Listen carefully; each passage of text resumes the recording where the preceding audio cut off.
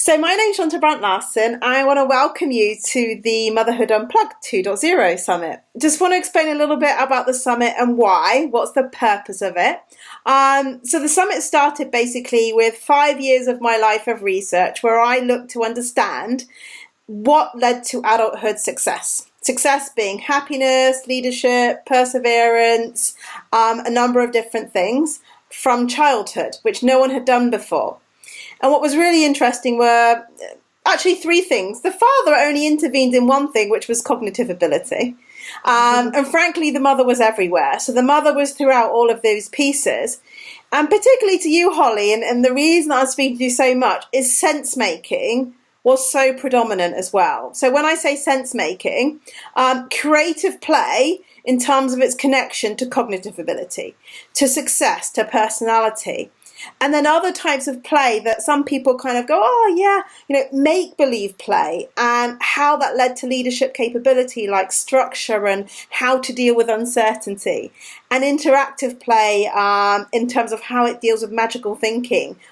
So all these different types of play are actually quite critical to how our children grow up being happy, well-rounded human beings. So I want to introduce you to Holly Homer, and you're the founder and creator of Kids Activities. And I think I kind of gave our audience a clue to why I'm speaking, that basically you have tools and activities that stimulate kids at so many different levels. You've got that stimulation, which is critical to success. And particularly you homeschooled your children partially, and that's actually how I came across you. Because I also partially homeschool because I actually sit in Switzerland and you sit in Texas. But in Switzerland, our kids finish at 11 o'clock, even in school. Nice. So as a busy kind of 100% working mum, love inspiration of different activities, because otherwise in this generation, we're so busy, we've got so much going on, that having good tools and activities to stimulate our kids in what is absolutely critical for their success is the go-to. So that's why, I see you as critical to this summit and how you can really help mums for the next generation to stimulate their children for their success. So welcome. Well, thank you so much. And I love what you say about play and its importance, and just how all those things that just seem so insignificant at the very moment, making that mud pie or creating that disaster in the playroom that, where everybody just wants to pull out their hair, is something that is actually setting you up for a life with less boundaries when it comes to, your own success and what you really determine. I think one of the big things is what you determine as failure or something that would stop you. And when you're programmed to play without boundaries, I just feel like that translates so well into adulthood, as far as not taking it so seriously if something doesn't go the way you expected. Yeah, it's the process rather than the goal. The process, isn't it? So yeah, and that's exactly why. Yeah, and that's kind of where Kids Activities blog was formed. I actually purchased Kids Activities blog about 8 years ago from Rachel Miller, who is online, has written books with me. She had started a site called Quirky Mama that was literally the first simple play, hey, this is what I did with my kids today type site, in the middle of sites like Martha Stewart and all these other parenting.com and, parents, and where all these glossy, well, this is what children playing looks like, and what I loved, and the reason why I was so drawn to Quirky Mama initially was, no, that's not real life. This is real life. This is, hey, we did this on the kitchen table, and yes, there's dirty dishes in the sink. And that's okay, and it's more about the process, and giving parents more of kind of that respect and that permission to do something simple with their kids and not make it complicated or a big ordeal or have to go to the store for supplies. That's not what this is about. Childhood's about hey, we got 5 minutes. We got these things in the kitchen junk drawer. Let's have some fun. But your Play-Doh recipe works. Yes. So I didn't go wrong with that one. That was really easy. It was just the fact that they don't sell it in the shops here. You have to go to the pharmacy to go and get that. So my husband was like, oh, why are you doing this? And he was going around to the pharmacy because in England you'd be able to get it in the supermarket, right? So yeah. That's so funny. Yeah, and so I think that's really like where all this comes from, is that just that, like, you know, a lot of times the younger, and I'm an older mom, like my You don't look that old. well, thank you. I'm 47 and I didn't even have kids until my 30s. And so my oldest is 16 now, and my generation, you had that free form play as a childhood. Okay. But the younger parents, they had a childhood full of restrictions. Okay. You know, Yeah. a lot more. And so it's a lot harder for them to see like unstructured play and boredom and these things as actual like benefits to their child. You know, they're more worried about, oh, they're not in soccer 6 days a week and they're not doing this. And you know, and that's one of the things I really like. If you are conscious of what's happening in your child's life and worried about it and engaged in it, that's your success right there. So let's explore some of that a little bit more, because we'll get to those challenges actually, because they're really critical. My first question is, what do you love most about being a mum? And I know yours have grown up a little bit more, but what do you love most about being a mum? I think it really is that return to permission to play. Like, you know, I think we get, and I worked, you know, for 10 years before, like, you know, full time and all that kind of stuff before I had kids. And so I saw that in my own life. Like, I had to really set aside time to play, because when you're, you know, working up in a career, in that time I was a working physical therapist, and, you know, I was working in management, and I was, you know, I was working 60 hours a week, and my husband was a resident in a hospital. He's a medical doctor. And, you know, like, our lives were all about work, and we had to really, really, really, really work to get any play involved in it. And it's so easy to forget that. And then when you have kids, all of a sudden, I mean, I went from working 60 hours a week to being a stay-at-home mom, and like all of a sudden you go from work to what the heck am I going to do with these hours? You know, like, and that's where I think the play comes in, and the introduction to play, and giving like, hey, you know what? Like, a day is successful if everybody was fed and nobody died. Like, you know, like, it's a very different level of success. Yeah. And how many kids do you have? I have 3 boys, and their ages now are 11, 14, and 16. Okay, so you've hit the lovely teenage years. What's that like for you? I absolutely adore it, because now they're to the point where they play on my terms. That's interesting, because a lot of people go, oh, it's really challenging. Okay, they play on your terms. How have you managed that one? So, like, I mean, I like, we're, you know, our whole family is really into board games, and now we can play the fun ones, not the boring ones. Like, you know, and like, we live right next to like a trailhead for like mountain biking trails. Okay. And so like instead of me having to play on their level, like, we're all doing things that I enjoy doing. Like, we snow ski, we water ski, Cool. You know, we bike, you know, I mean, it's just all these things that I would choose to do anyway, and now they're part of that. And I think it's really, really exciting. Cool. Okay. So my next question is interesting, because maybe you've gone through different phases then, but how do you define yourself since becoming a mother? So did it change? So pre-mother to then being a mother, how do you define yourself since becoming a mother? Yeah, you know, I actually struggled with this for a little while at first, because I had a job in management where I had, you know, gotten to a level of accomplishment in my field. And like, when I would go into a meeting and present what I was saying, like, people would listen to me, and then all of a sudden I'm at home and nobody cares what mom says, you know? I mean, and it kind of hurt my feelings for a while, until I kind of like gathered that, you know, like, hey, this is a different like I just need to redefine like what's going on here.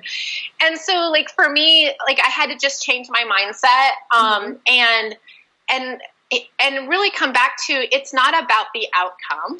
It's about the process, about the experience, about like spending time, like, you know, even if that time doesn't look like anything out of the ordinary, like celebrating ordinary accomplishments, I guess would probably be my biggest, you know, kind of aha moment. Okay, I get that. And what challenges did you face initially? So the reason why I started a blog about 10 years ago was that I just needed adult conversation. You know, I had, you know, been in the workforce. I had been, you know, somebody that like had some accomplishments under my belt. And then all of a sudden I'm at home with 3 boys under the age of 5, and just the chaos that ensued in that. You know, I had always been, like, my husband had, you know, when we married, was in medical school. And so he had been, you know, to, you know, residency and internships and Air Force. He was in the Air Force for a while. So all along I had been the breadwinner of the family. And then all of a sudden, you know, I'm the doctor's wife at home. So like I had to really like look at, you know, what that, you know, how not to go a little crazy in that role. Because it was one I embraced and one that I had chosen. But, you know, in the middle of a frantic day when like nothing's going right, or like it just seems overwhelming, your brain doesn't think, oh my gosh, I chose this. So I started a blog, and it really helped me gain some perspective on why I was doing it, because each day I would sit down and just write the simple little things that had happened and kind of the silver lining that was associated with those things. And it really helped me gain perspective on not only just motherhood in general, but my own life, and kind of getting my act together, or at least admitting when I don't have my act together too, because I think that's a really strong thing for other mothers as well. Yeah. But what changed that you connected the dots? So you started your own. So you were kind of in this world where you're like, okay, I need something. I need my mind challenge. You started the blog, you connect the dots to the quirky mum. What changed? What flicked the switch? Or so when I first started blogging, I mean, this was pre-Facebook, this was pre-Twitter, this was pre-anything, and wow. nobody was making money. Like, we were just doing this as kind of like a journal. Okay. And I started realizing a few years into it that this had potential to be something. Like, I didn't know what that looked like, but I'm a girl who, you know, ran businesses in the past. So like, I was like, if anyone's going to make money from this, it's going to be me. Like, I'm going to figure this out because I love it so much. And it really gave me, like, I had never been a writer. You know, I went to science classes, you know, dissecting things while other people were writing things, you know, so like this had already given me that like creative outlet that I was obviously seeking and didn't even realize it. And so to be able to figure out how to like monetize it and make it sustainable was really my first goal. It's like, if only I could like, you know, cover my costs or like make a little extra money here and there. And then now it's to the point where my husband retired from being a physician 18 months ago to join our company because, you know, like it just made financial sense. Like I just, you know, he was just working a lot with me on the weekends and then the evenings, and that just wasn't enough. So like, it's so funny how something that just started as a hobby has completely changed what our lives look like today, just because, you know, I don't know, like it's just something I did every day, and it accumulated to something. Which is interesting because you've been focused on the process. Like you yourself have played the process. Rather than, okay, I'm going to do this. It was like the process of discovery, exploring and creating that. You made it work.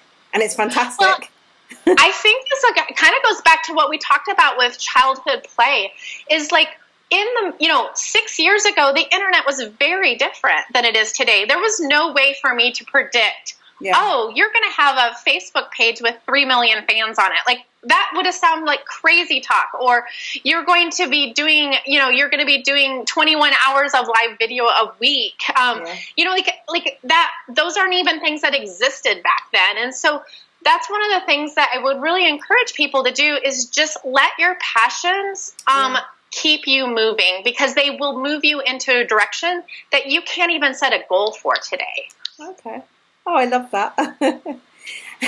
And so what other opportunities did you grab? I mean, I guess Facebook came along, and were there particular opportunities that really lifted it off? Yeah, there was a real big turning point in my business, and it was 4 years ago that I was sitting in a blog conference with about 700 other bloggers, and John Acuff was speaking at that time, and he had just had a new book out called Start, and it was kind of embracing this, it may be messy, you just need to do it kind of philosophy that I already had in me, but hadn't really fleshed out. Mm-hmm. And so he said to that room, he said, whoever sends the most traffic to this new book site over the next month, I'm going to fly you out, and you're going to spend the weekend with myself and Dave Ramsey, who here in the United States is a well-known financial advisor, for a weekend in Nashville. And I sat there in that room of 700 bloggers, and I said to myself, I'm going to win that contest. I'm going to win that contest. And I looked around, and there was there was so many people in that room that had more traffic than I had, that were better at what they did. But I knew in my heart, nobody would work for this as hard as I did. And so I did. In fact, I won that contest. I went out and spent the weekend with them, something that money couldn't even buy, those contacts, those things like that. And it also, during that process, one of the things that I used to drive traffic to this site was video. And I had, at the beginning of that process, I had tried to do video 5 days in a row, at the early part. And I just had all these excuses. And finally I sat down and I did a video, and it's still on my YouTube channel, that said, I've had these excuses for not going on video. I'm going to get over myself. I'm knocking them off. From here on out, these are not excuses that I'm going to allow myself to use. And from that, it really launched I was super scared to speak in public. I was super frightened of video and all that kind of stuff. And so I just said, I'm going to keep doing it every day until I'm over myself on it. And so it was about 100 hours of video on my YouTube channel until I got comfortable. And when I got comfortable on video, I got comfortable, or a lot more comfortable, speaking in front of people, going on television, that kind of stuff. I just got a lot more comfortable with myself from just pushing through what I felt was terror. And now I do video. I'll do video at the drop of a hat because I love it so much, but it didn't start out that way. And it's because I literally had to get over myself and my fear of, oh my gosh, my hair's not done. Oh my gosh, I need my eyebrows waxed. I mean, get over yourself. People don't care. They're not there. I mean, if they wanted somebody beautiful and glossy, they'd turn on the television.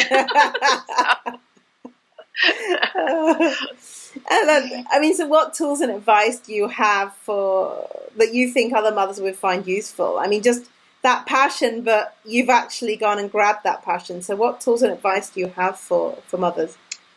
Yeah, I think a lot of times we use the excuse mode to avoid what we know we need to do and what we know we need. And we're really, really good at it as women. I mean, I think women are the most, we can justify anything. I need to not do that because, or I need to do that because, and, and we know in our hearts we're making crap up. And so I think when you can literally sit down and say, this scares the hell out of me. Like, why is this so scary to me? Like, what about this that's drawing, like, why is this even in my brain if it's so scary? And you can start picking it apart a little bit. And your passions are pointing you there for a reason. Like, there was a reason why I thought I needed to do video for that contest. Like, it wasn't he didn't say everybody needs to make a video for this contest. I thought, one of the ways I could get my story out is through video.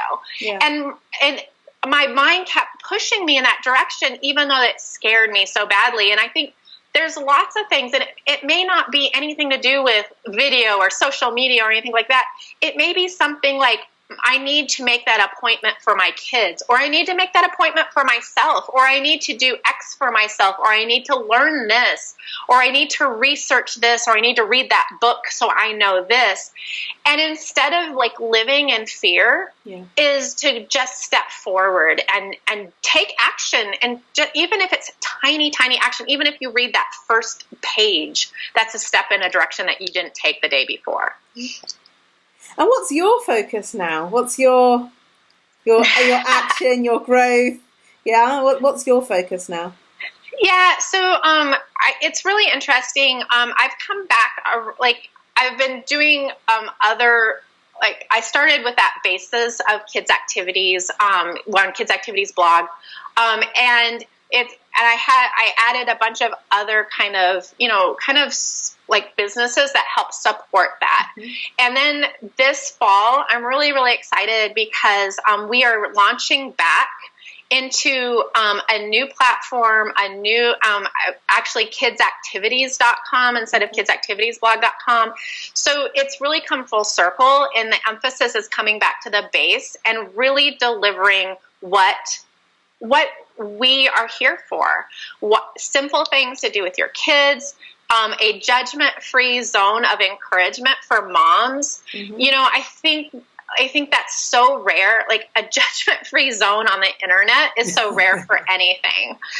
You put a picture of your dog on it and somebody's going to say something nasty about it. And I think I'm so sad about that, because what drew me to the internet in the very beginning was that support system. And that's what we're reestablishing in a much bigger way. And I think that's going to be really, really exciting for those who are looking for, like, kind of a vacation from their problems and some support and some, legitimate good advice. And that's really what we're going back.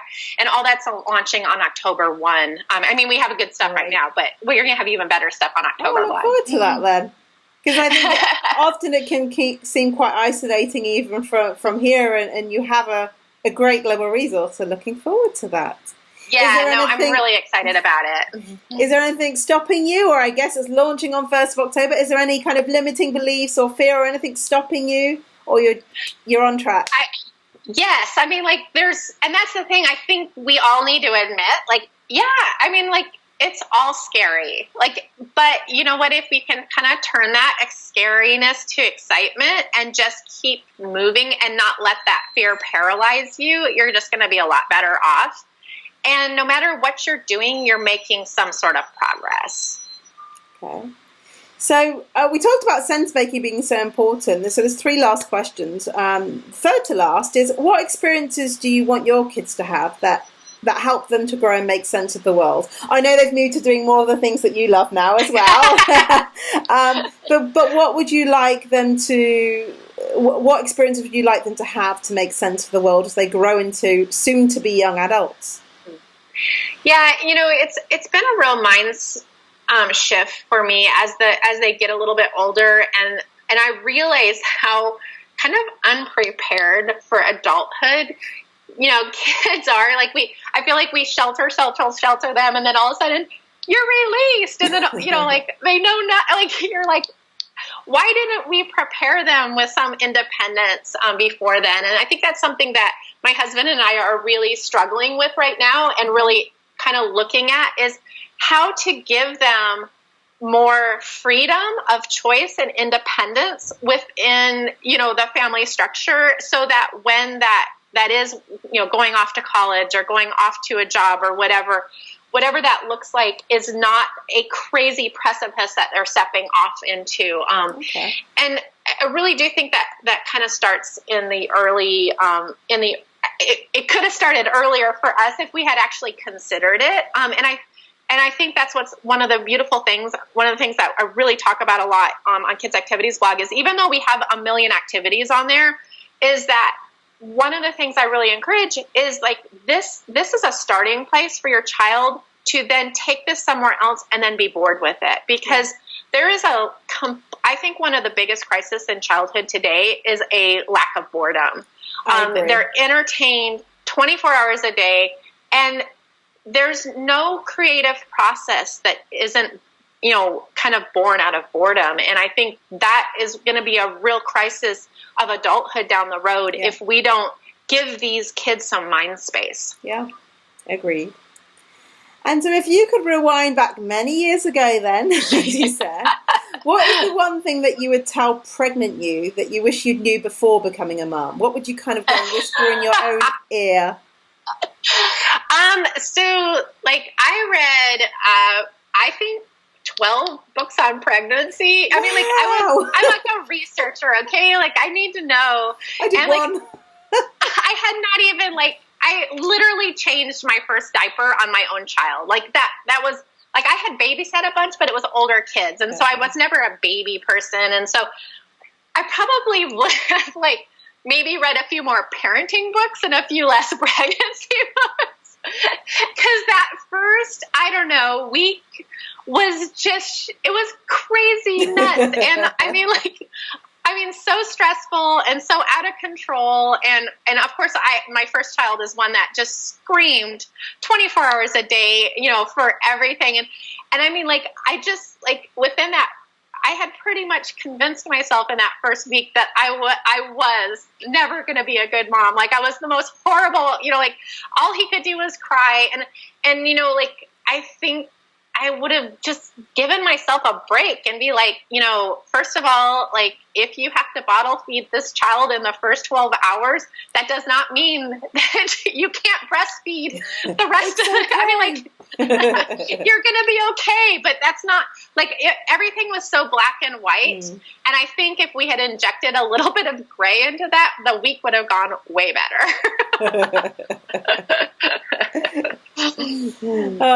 And then finally, so is there anything you want to share with the audience that you want to share from your blog for them for the summit? Yeah, one of the things that, everything that we talk about here and a lot of the activities and just simple things to do with your kids and encouragement is available at kidsactivities.com. But also one of the things that I learned through writing books, and the first one was 101 kids activities that are the bestest, funnest ever, and the second one is 101 coolest simple science experiments for kids. And one of the things that I had never considered was we do all these beautiful things on the internet that were child-based, but children don't read kids activities blogs. Moms do, and parents do. But the books, that tangible thing, what we ended up finding was that people were taking pictures of their kids reading the books and picking out activities for themselves out of the books and doing things independently from the books. And so the second book we actually geared towards kids instead of parents, because that was who was reading them. And I think a lot of times we're so structured as parents. We're we're going to pick out these activities for our kids. But, maybe a better idea is to grab a book or to stick your child on your lap and look through some of these ideas and let that be a child-led experience. And just and it's never going to look like the picture when you do that. And I think that's such a glorious thing. I think I do love the child-led. So, yeah. So I really want to thank you for your time, because I know you're mega busy. You've got the launch of 1st of October. So this summit you're watching it now from the 5th of November onwards. But please, please, please actually go to Kids Activities blog. We were changing the name, you said. So yeah, you'll still be able to get there by kidsactivitiesblog.com, but you'll also be able to get there by kidsactivities.com, which I'm really excited about. So it's something that I use for my two kids, Eloise and Kai. So I can highly recommend. So please go there. And thank you very much, Holly. Thank you so much for including me. This has been so fun. All right. Take care.